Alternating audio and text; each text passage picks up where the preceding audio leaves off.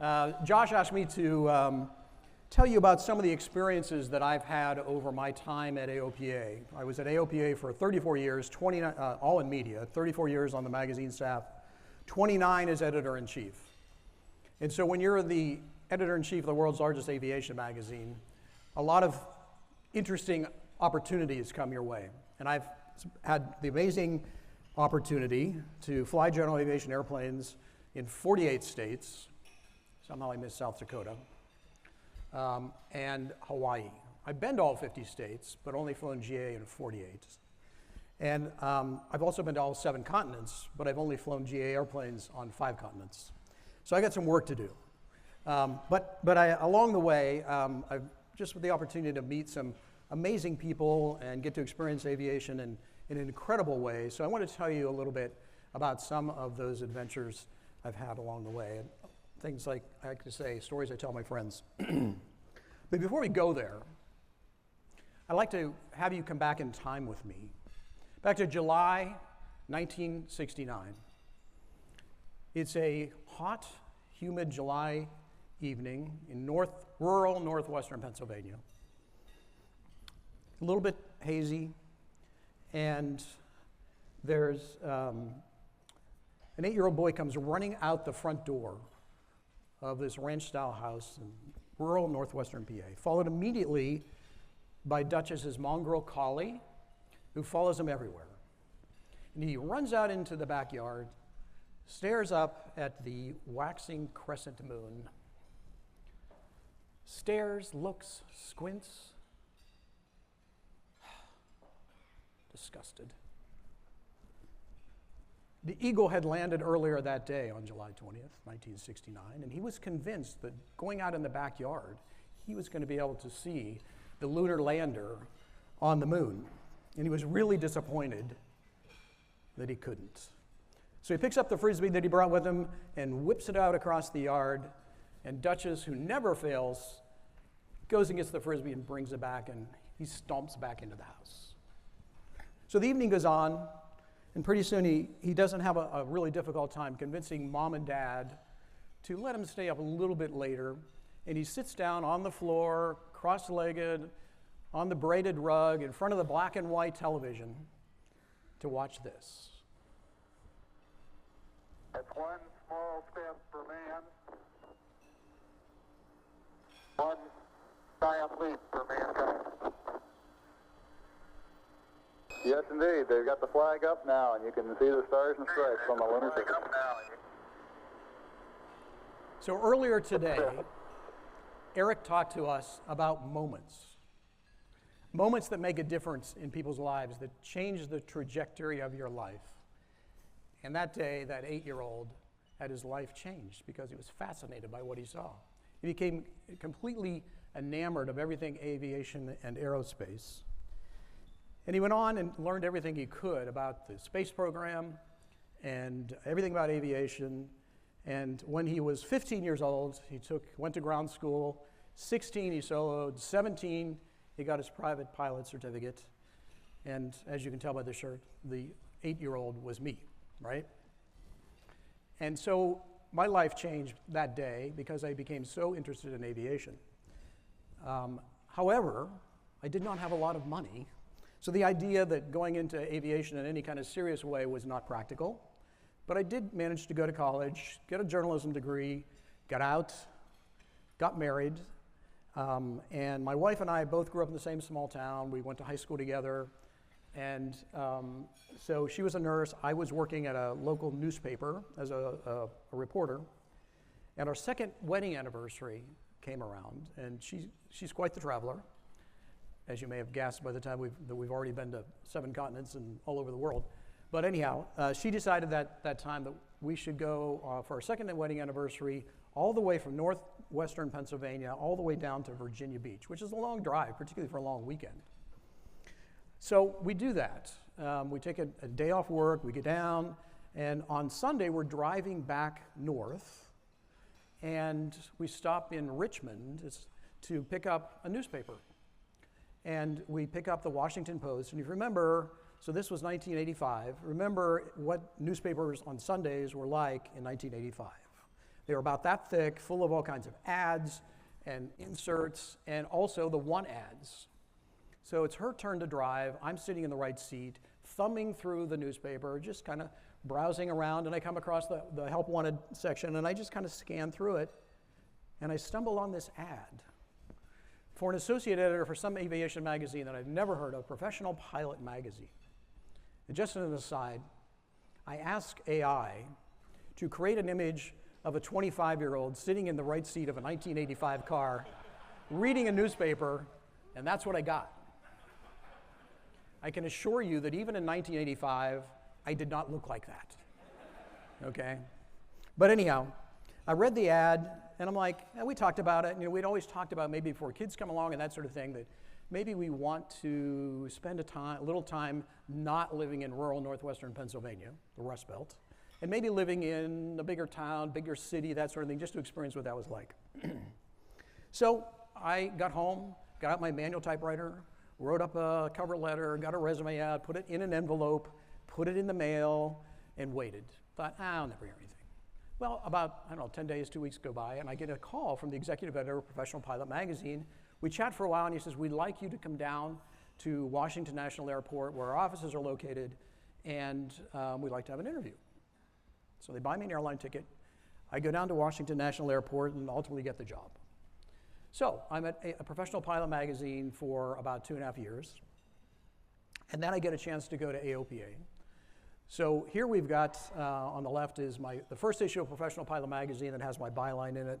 February 1986, there a couple of years, and moved to AOPA, and the first issue of AOPA Pilot magazine was May 1988 that had my byline in it. And that was the beginning of another sort of pivotal time, as was that fateful day on that Sunday. Just happened to be passing through there, just happened to pick up Washington Post, just happened to stumble on that ad that, again, pivoted our life. That was another moment. Here's kind of another moment, coming to AOPA, and all these adventures, started to pile up. Richard Collins was the editor-in-chief at that time at AOPA. And so I've been there a couple of months, and he says to me, hey, do you want to go to Oshkosh? I'd never been to Oshkosh. Yes, absolutely, love to go to Oshkosh, thank you very much. And he said, would you like to go on the Concorde? I'm like, hell yeah. So it turns out the Concorde was going to Oshkosh to be on display. It was the British Airways one. And one seat was going to open. It was being chartered from London to come to Oshkosh, but they had to stop in New York for fuel, clear customs, and somebody got off and was going to go shopping. And they knew there was going to be one seat. It turns out Richard Collins was friends with the pilot of the Concorde, and got the word that there was going to be one seat. So he asked me if I wanted to go. So of course I went. Went to New York, got to hang out in the Concorde lounge, got the little kit that they gave you with all the cool stuff in it. And then I got to fly to Oshkosh in the Concorde at like Mach 0.98, because we couldn't go supersonic over land. So we get to Oshkosh, and we do 2 full afterburner passes down the runway with 100 people on board, and hundreds of thousands on the ground watching us. And you can see them there in the foreground of the picture on the left. It's a sea of people.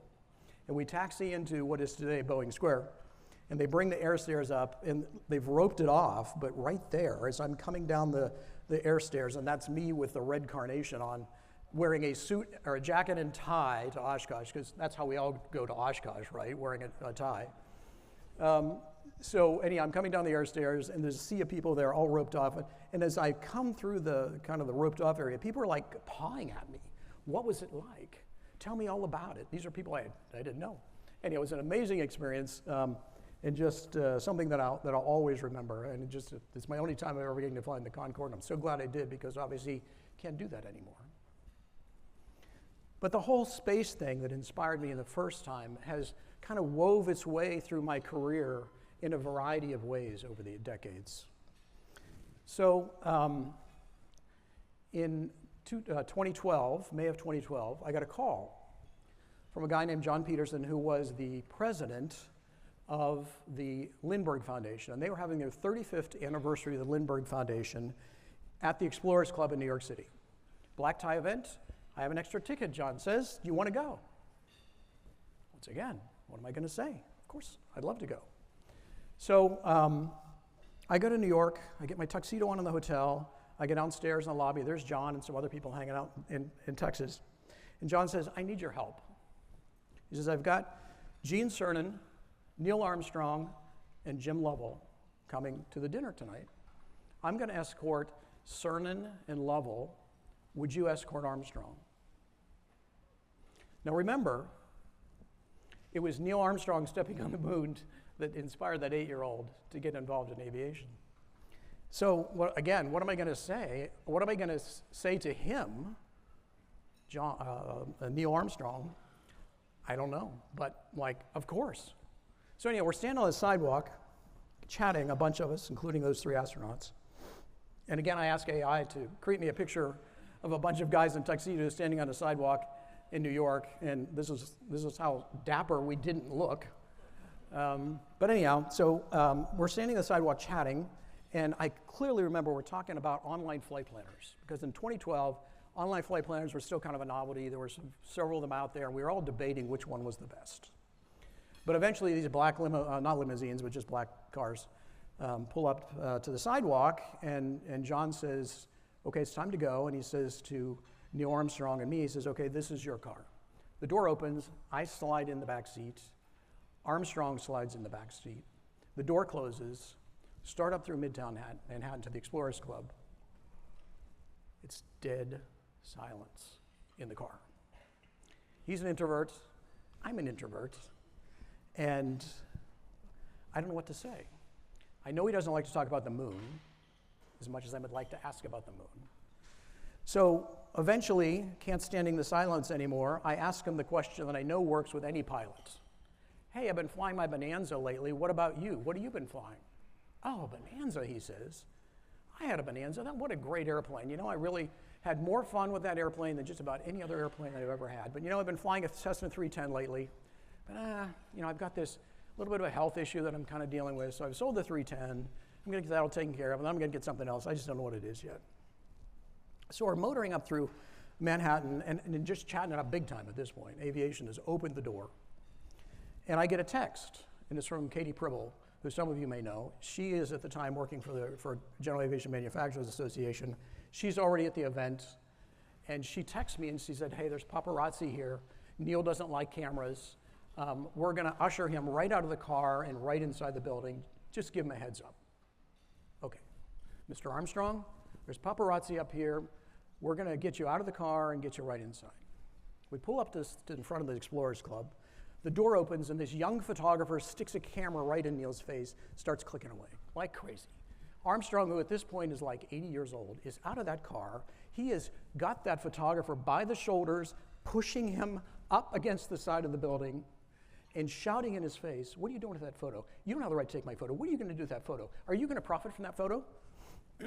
And we're peeling, Katie and I, peeling Neil Armstrong off this guy, but the photographer's eyes are about this big now. And so we're ushering Neil over to the entry to the Explorers Club, trying to get him away from this guy. And eventually we do. And we get him inside, and everybody calms down a little bit. And the evening is on, and it's a totally memorable evening. It was just spectacular. Great speeches by a bunch of people, including Neil. But I did, much as I wanted to interview him, I had a video guy with me, and much as I wanted to interview him, I didn't because I know how much he doesn't like it. But I did manage to interview these 2 guys. Speaking of general aviation flying, you guys have both been general aviation pilots for a long time, both flying Cessna 421s over the years. And so tell me about your flying in the 421. Well, it keeps me alive. It conditions my brain. You know, you got to keep everything in shape. And I tell you what, I used to get, and I still do, you know, you get upside down, do a roll over top of the clouds, but I get as much satisfaction about doing a good approach in bad weather. I mean, I just, whatever it is, it's a passion. I do a lot of stuff with young corporate pilots, with Bombardier, safety stand down, that kind of thing. And a couple things I try and remind them of: if it's not a passion, get out, or you're going to hurt somebody. And the other thing, in this day and age of technology, don't use technology as a crutch, use it as an aid. And I'm finding out that in general corporate aviation, probably in general aviation, you got more equipment on I got more equipment on my 421 than I had to go to the moon. We tend to rely too much on technology and not enough on ourselves. But I started out, when I left the Navy, I started out with a Cessna 310. I really wanted to buy just a little single engine, something that I could afford, and my wife said, there's no way, no matter how good you think you are, that I'm going to get an airplane with only one engine to it. And so I had a 310, then I had the Baron for 19 years, and the Baron was super. I really enjoyed that. But my wife couldn't get into it anymore because she had a knee replacement.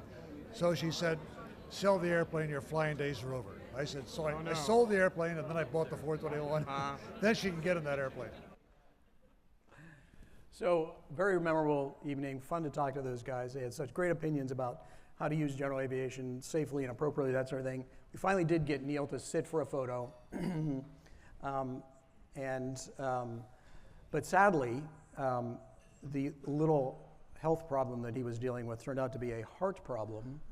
And this was May of 2012, August of that year. So just 3 months later, he went in for heart surgery and never recovered. He died. So it was very sad.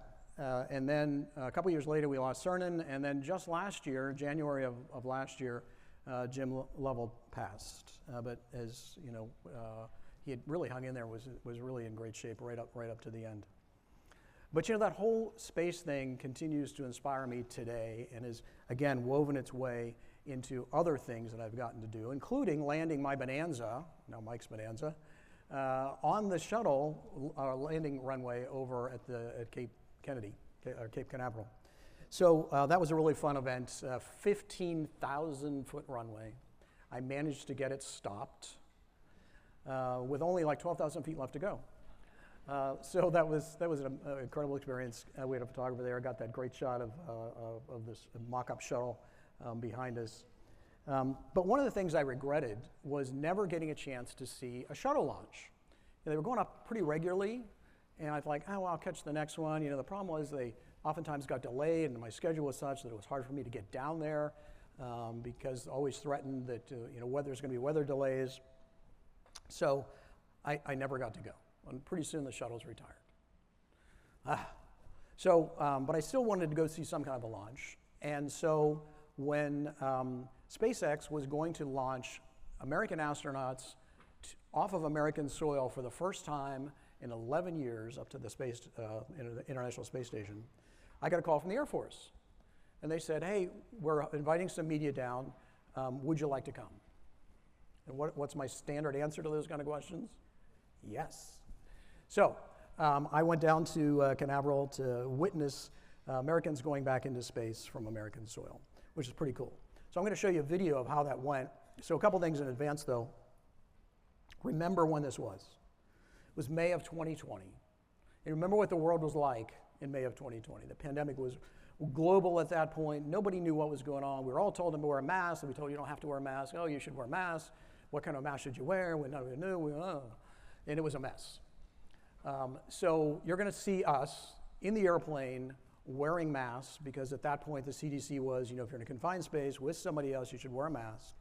And then you're going to see us outside watching the launch wearing masks, which seems kind of particularly crazy. The rest of it may have been crazy, but this was totally crazy. But the Air Force insisted that even when we were outside, we had to wear masks. So anyhow, you'll see that, and then pay attention toward the end because you're going to see a couple of people whose faces you may recognize.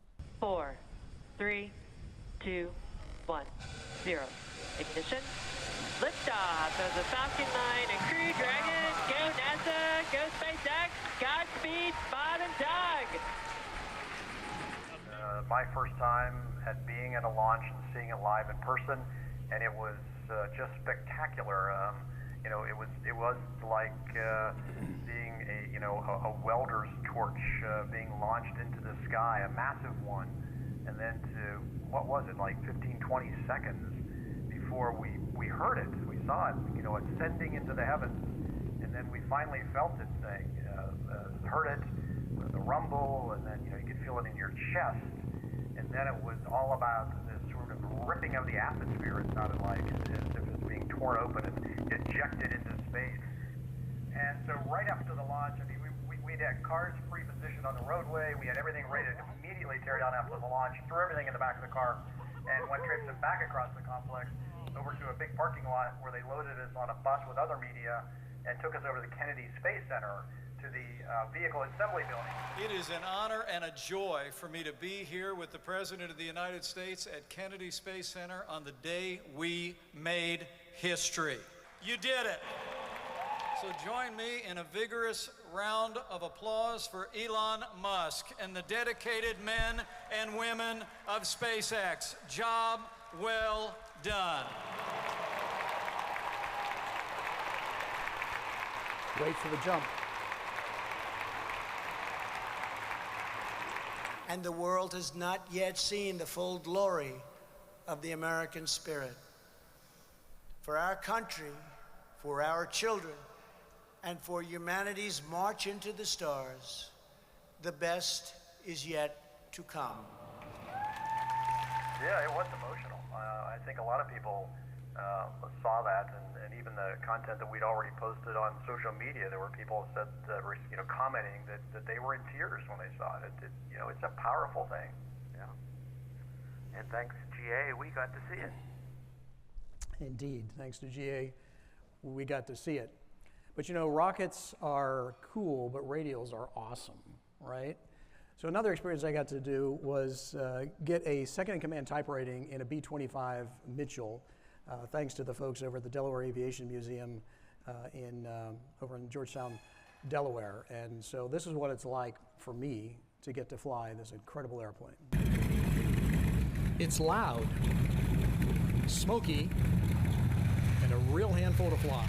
I'm at Delaware's Sussex County Airport to earn my second-in-command type rating on the legendary B-25 Mitchell. We're flying Panchito, owned by the Delaware Aviation Museum Foundation. This particular airframe, though, was built in the fall of 1944 in Kansas City, a North American plant, and then immediately went into service as a transition trainer. After lengthy ground school, we get to work in the air. You know what you're going to do. You got the left throttle and the mixture. As soon as it starts, I'll nod. You're going to go and advance this here. Clear left. Clear left. From starting the twin Wright R2600 engines to taxi to flying, you have to give this old girl respect. On takeoff, I'm humbled to think how the Doolittle Raiders did this from the deck of the USS Hornet. About 500 feet coming up now. Left top, looks good. We practiced a few maneuvers and some slow flight. Nothing unusual here, except I'm reminded that this is a 26,000-pound airplane, and it feels like it. Demanding 2 hands on the yoke at all times, max gross, nearly 39,000 pounds. 135, go slow. Okay, now start breaking the descent. And the power's going back. Okay, power's off, so just keep it coming back. Right, just keep it coming, keep it coming, keep it coming, keep it coming. Keep it back like this, up, not quite so much. There we go. Now fly like that, it'll come off. Okay, now start flying down, flying down, flying down, down. Now snap to be in, look, little like, that kind of little snap like that. That's good. Welcome to the B-25 Order of the Greasy Piston. This is a souvenir of your B-25 SIC rating to take home for your office. Oh, wonderful. What an experience. And so there's the greasy piston at home in my home office in front of my antique typewriter. But gosh, so much credit to people like Larry Kelly, who owns Panchito, and the money and effort that it takes to keep these old airplanes flying so that for generations to come, we get to hear them and smell them and see them in action and understand the legacy of what they meant.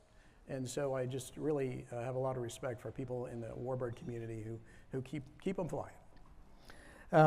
But I have also gotten the chance to fly some more typical general aviation airplanes in a variety of places around the country, including Alaska. I've gotten to fly a number of times in Alaska, but one of my more memorable trips was flying in the Copper River Basin, kind of east of Anchorage a ways, and that was just amazing. We had a photo ship with us, and we got to do some great photography.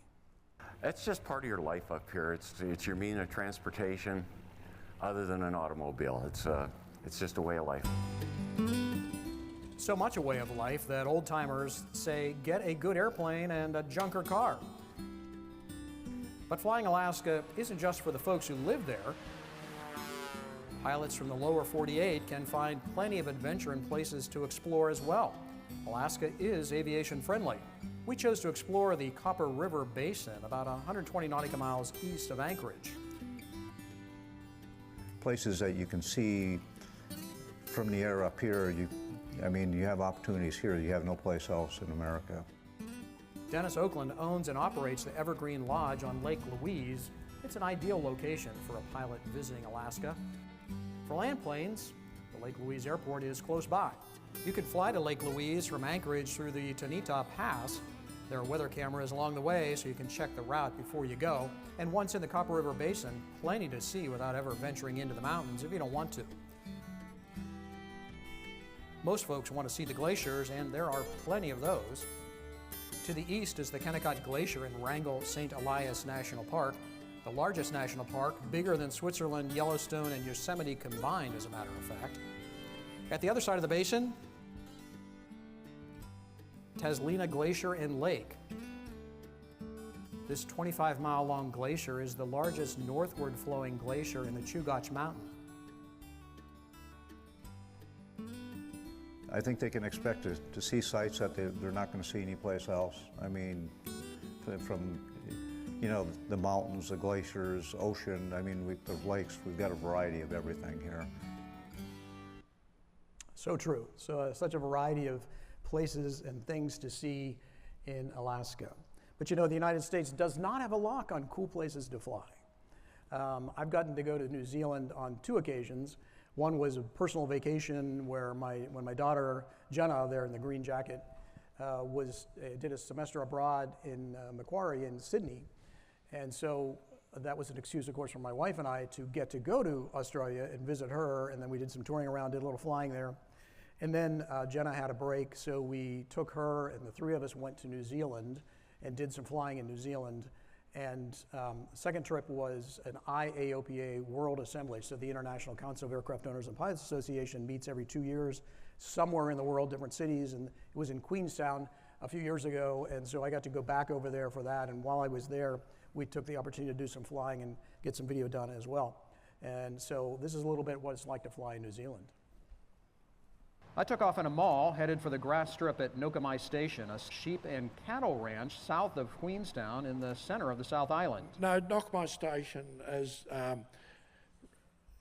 just slightly over 42,000 hectares in size. It rises from 650 feet on the river flats to over 6,000 feet on the high country at the back. And without much ground to cover, it's not surprising that general aviation plays a role in station management. Brian Hoare learned to fly in 1960 and then bought this Oster J-1B Autocrat. Today the station has a small fleet of aircraft, including helicopters, to get around the spread. Like many of New Zealand's large stations, Nokamai hosts guests as well as 30,000 sheep.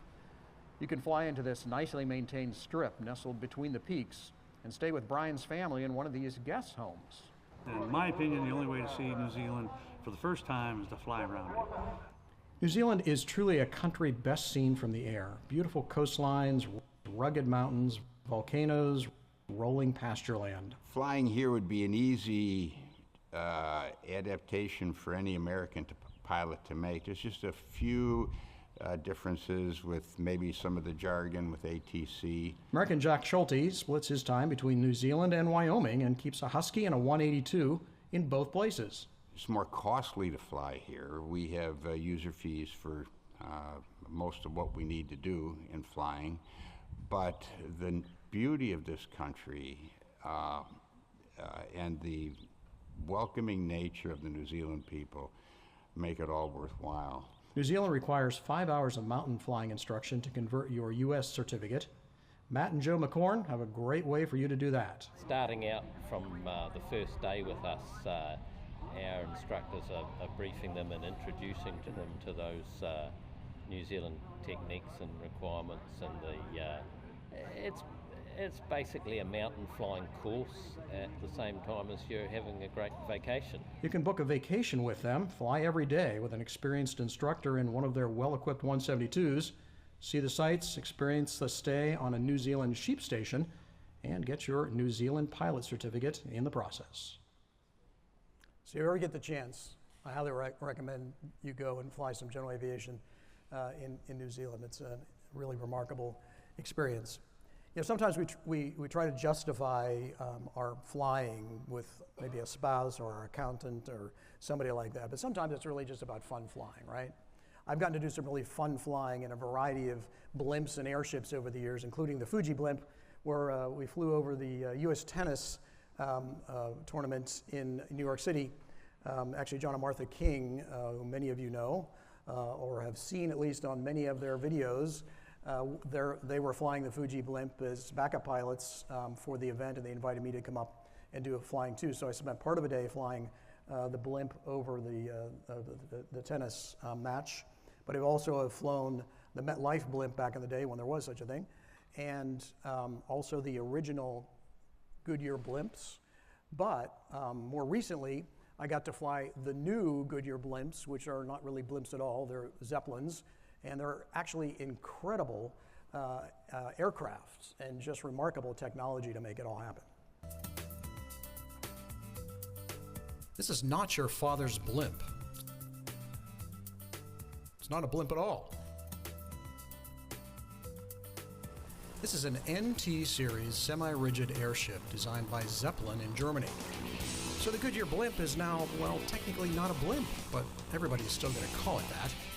Custom built in Goodyear's century-old blimp hangar near Akron, Ohio.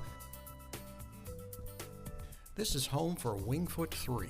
The other airships are based in Pompano Beach, Florida and Carson, California. But it just so happened that when we were there, all three airships were there too. The NT airship is nearly as long as a football field, and it weighs more than 19,000 pounds. And that's before the helium is added, of course. 3 Lycomings drive 4 props. There are 2 props for the engine and the tail. And they all swivel, making the NT airship highly maneuverable, at least compared to the old blimps. The NTs are fly-by-wire, side stick, no rudder pedals, and the cockpit looks like something out of a business jet. For takeoff, swivel the forward propellers up, the back propeller down, and back away from the mast. Change the vector and climb out like a helicopter. Change the vector to cruise, and you're an airplane with the joystick as the primary control. It's really easy to over-control. Let's just say the response to control inputs is not sprightly.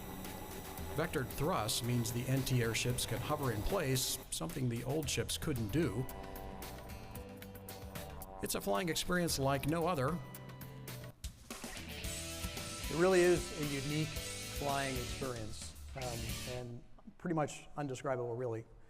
But one of the funnest things most fun things I got to do was to help with the delivery of almost all of the AOPA sweepstakes airplanes. Now, if you follow along with AOPA, what we've done starting in 1993 was to buy usually older airplanes, fix them up, new paint, interior, avionics, engines, a lot of other airframe upgrades to make them safer, more reliable, extend the life of the airplanes. And we'd write about it in the magazines, we'd do videos about it, we'd take it to the air shows so you all could see it as a work in progress. And then at the end, we would give it away as part of the AOPA membership sweepstakes. And we always tried to surprise the winner. We went through some elaborate processes to tunnel our way into the lives of these people. Once we got the name from the company that actually did the drawing, we'd try to figure out who they are, where are they, who do we know that might be able to help us to secretly get into their lives and can get them somehow to a general aviation airport where we would just happen to have the sweepstakes airplane and all the things to really surprise them. And one of the best ones was the Debonair that we did in 2014. And it was different in that we made the decision to try to surprise the winner by forming up on them in the air and telling them while they're flying that they've won an airplane. And it turns out the winner that year was a guy named Steve Lagergren from Litchfield, Minnesota. And so we found out that he had built and flew an RV-7. So we found a guy named Bob Collins, who is was an NPR reporter, NPR, National Public Radio reporter in Minnesota. So he also was an RV pilot. So we got in touch with Bob and said, hey, is there any way maybe you could call up this guy and say, make up an excuse. We noticed that you have an RV-7, and there's a bunch of us RV pilots who fly out occasionally on Saturdays for breakfast. And would you like to join us? Of course, that was totally made up. That does not happen. But Bob calls Steve. Steve buys it. And Bob's like, you know what? How about if I fly over to your airport and we fly together out to this other airport where we're going to have breakfast? Okay, says Steve. So he does. They show up. Bob shows up. They get in Steve's airplane and they fly away, which is exactly what we needed. We come parachuting in quickly with the debonair and a bunch of other stuff. We call his family at home and say, hey, don't tell Dad, but he's won an airplane. Come out to the airport so you can be here to see him get surprised. So that's how it plays out. So I'm going to show you the video. Remember the guy in the right seat, Bob Collins, is in on the whole thing, and Steve has no idea what's about to happen.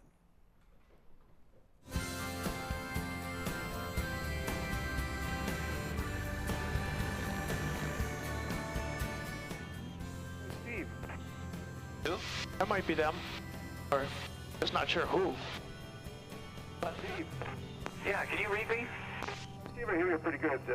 We're going to be on your 8 o'clock coming up to 9 o'clock. I want you to take a really good look at this airplane, would you?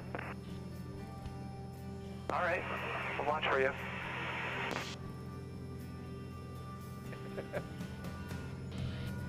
We're getting them.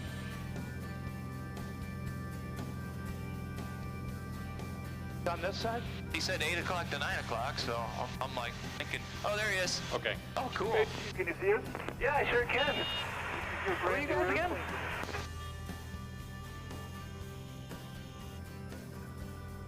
This is Mark Baker, the president of AOPA, here to present you with your brand new debonair. Oh, I'd love to see. Yeah, that's a good one. That's pretty good. Are you not sitting? He's shitting me, right? It's also true. Are you kidding me? Not at all. We got your family waiting for you at the airport. You got your brand new airplane. Meet you at Litchfield today. This is yours. Unbelievable. Oh my gosh. I love that airplane. All right. Wow. Whew. I've got to calm down a little bit to land. We have a co-pilot with you. Thank him. He's been in on it.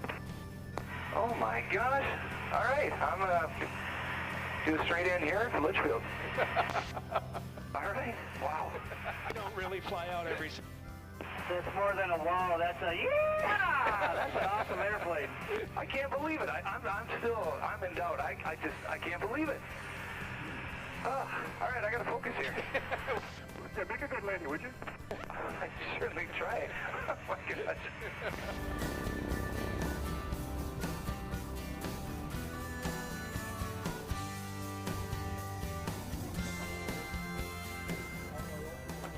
Unbelievable, you guys. You know how to rattle a pilot. Pull up along the side. You gotta be kidding me. Jeez. For a guy who had never won a single thing. Thanks. Oh, you guys. I can't believe it. You're welcome. Oh.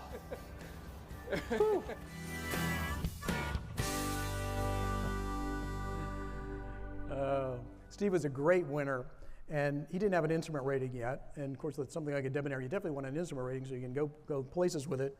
So he got his instrument rating in the airplane shortly thereafter, and his kids there you saw with him were just, fairly young at that point. They're all grown up now. He uses the airplane to take them on college visits in their own college now, and he's been using the airplane like crazy to go visit the kids and just really enjoying it. So it's really very rewarding to see it when it happens that way. General aviation serves America in a lot of different ways, particularly when there are natural disasters. And when something happens like hurricanes, fires, mudslides, anything like that, the call center at AOPA lights up because general aviation pilots calling in, how can I help? Well, I want to bring my airplane. I want to help. And oftentimes, many times, the best thing you can do is write a check to one of the organizations that's better equipped to handle whatever the situation might be. But there are times when general aviation airplanes can really can be helpful, and one of them was Hurricane Irma in 2017. It came through the Caribbean, did immense damage in the Caribbean and in the Keys, and the Keys were literally cut off from the rest of the country, and there was no way to get supplies in, and time went on, and people were really starting to be troubled after days with no water and no food. So several of us from AOPA, as well as a bunch of other people around the country, several of us at AOPA loaded up our airplanes with supplies. We actually loaded up trucks from AOPA. The community of Frederick, where we're based, donated a bunch of stuff. We had a big U-Haul or a rental truck that we drove down there as well, but several of us were in our own airplanes, flew down to Florida and helped out with some of the relief efforts. We landed in Lakeland, where the Sun and Fun grounds became our base of operations. Aerobridge and Operation Airdrop were on scene, helping to match up the needs on the ground with the capabilities of the volunteer pilots and aircraft. In Ocala, a semi full of medicine, water, and other supplies was waiting for us. First stop, Sugarloaf Key, where the local police officer said they really needed food. We had about 1,000 pounds of food and needed items and easily got our aircraft into the narrow, private strip. Then over to Summerlin Key, another private strip. Our first response that we dropped in right when we got here, people started kind of coming out of the woodwork like it wasn't a city in the United States. And Peter Burwell flew his caravan down from Minnesota to help out. There was a guy in a pickup driving on this road right here that was handing out water and food, and people were coming out, hey, do you have food? Do you have food? Do you have water? And then that's when it kind of hit that these people haven't had any of this stuff for the last few days, and really highlighted the need for general aviation to start moving supplies in here. And AOPA's CJ-3 dispatched on a life-saving mission to St. Croix in the U.S. Virgin Islands. In addition to the insulin, more than $300,000 worth of antibiotics. The return flight evacuated stranded U.S. citizens.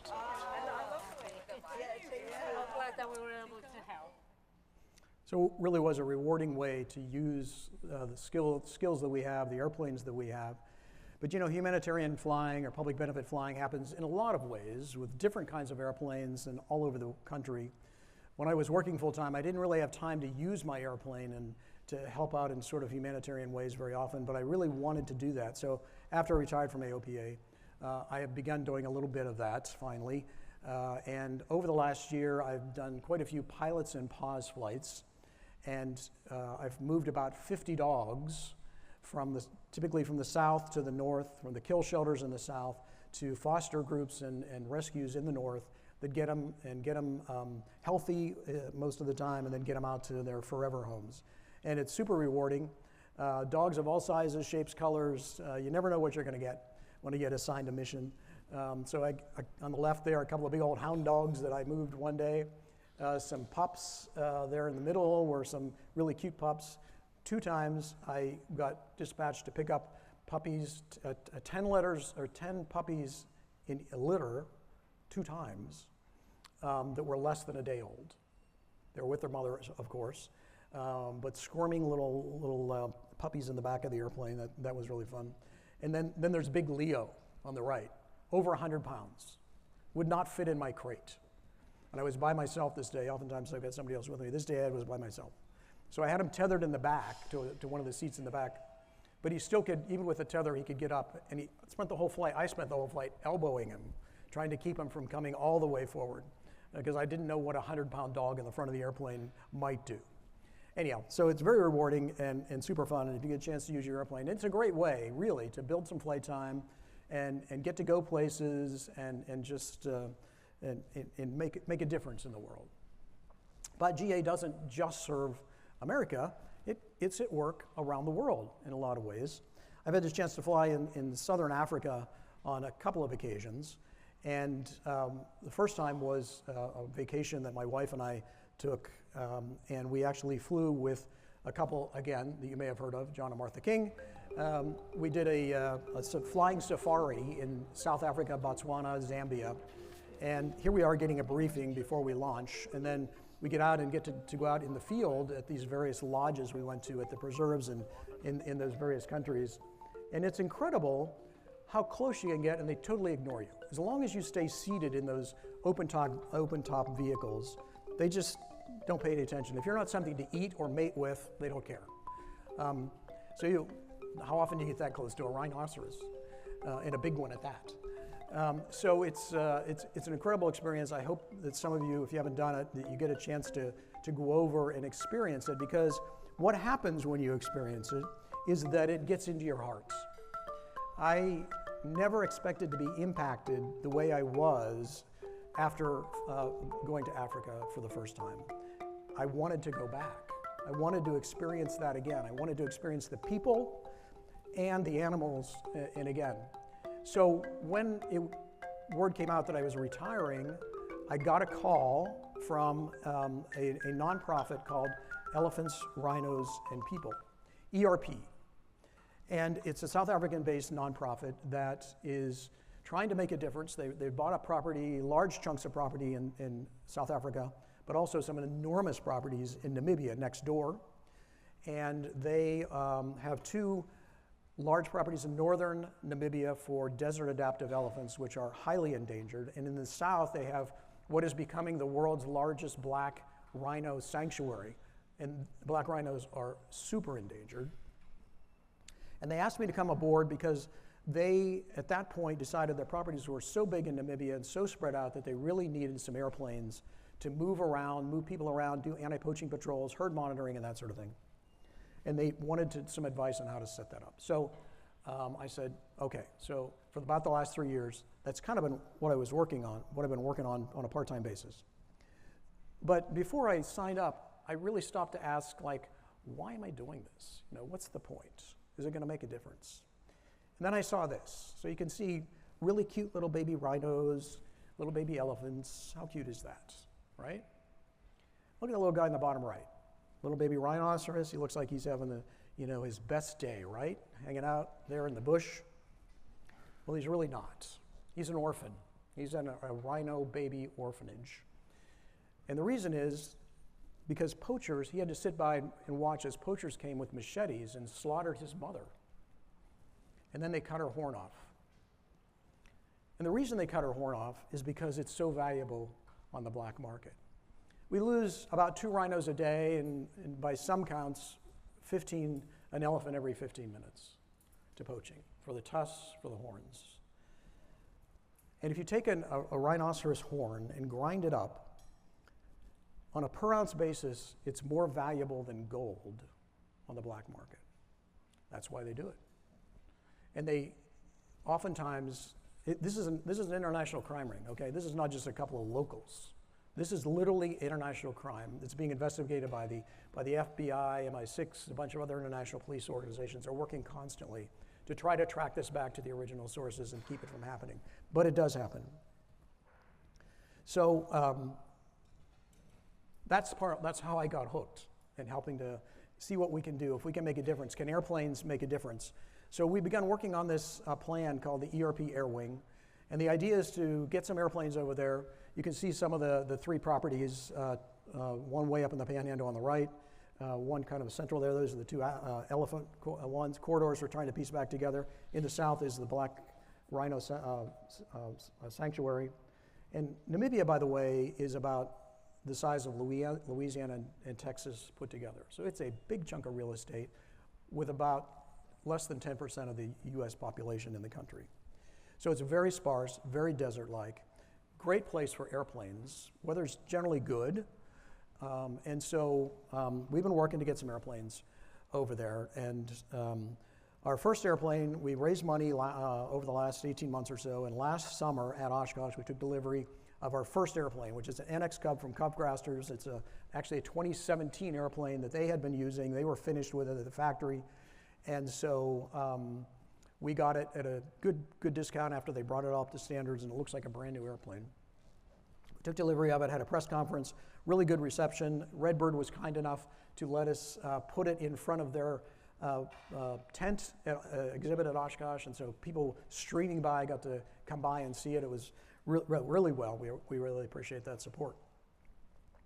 So we continue to work. We're continuing to raise money for the project. We need to get another airplane in the United States to ship 2 of them. It only really makes sense to ship 2 airplanes over. So right now the thinking is we're going to ship 2 airplanes over in a crate, and then probably buy a couple more airplanes in Southern Africa somewhere, or South Africa perhaps, and put them to work for a little ERP air wing, anti-poaching patrols, herd monitoring, and also doing some just logistics, moving people around, and veterinarians and that sort of thing.